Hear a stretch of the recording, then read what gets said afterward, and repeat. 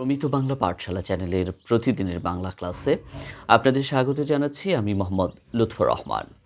আজ আমরা বর্ণবিজ্ঞানের একটি গুরুত্বপূর্ণ বিষয় উরুনি সম্পর্কে আলোচনা করব। বর্ণের ওপরে থাকা সোজা দাগকে মাত্রা বলা হয়।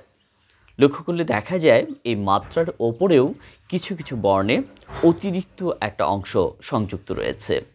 এই যে মাত্রার ওপরে থাকা অতিরিক্ত অংশটুকু, এই অতিরিক্ত অংশটুকুকেই বর্ণবিজ্ঞানের পরিভাষায় উরুনি বলা হয়।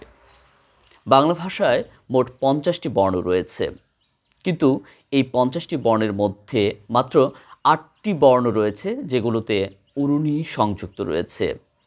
এদের মধ্যে স্বরবর্ণ হিসেবে হ্রস্ব ইকার, দীর্ঘ ই, হ্রস্ব উ, দীর্ঘ উ, ওই এবং ঔ, এই 6টি ধ্বনিতে উরুনি সংযুক্ত রয়েছে। এবং ব্যঞ্জন বর্ণ হিসেবে ট এবং ঠ, এই দুটো ধ্বনিতে উরুনি সংযুক্ত রয়েছে। অবশ্য খেয়াল করলে দেখা যায় এই 8টি বর্ণের মধ্যে দুটো বর্ণ অর্থাৎ ওই এবং ঔ, এই দুটো বর্ণে কিন্তু উরুনি সংযুক্ত হয়েছে মাঝখান থেকে। কেননা এই দুটো বর্ণ কিন্তু মাত্রাবিহীন বর্ণ, সেই কারণে এর উরুনি সংযুক্ত রয়েছে বর্ণের মাঝখান থেকে।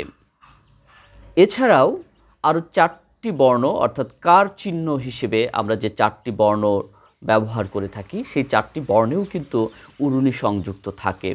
এগুলো হচ্ছে হ্রস্ব ইকার, দীর্ঘ ইকার, ঐকার এবং ঔকার।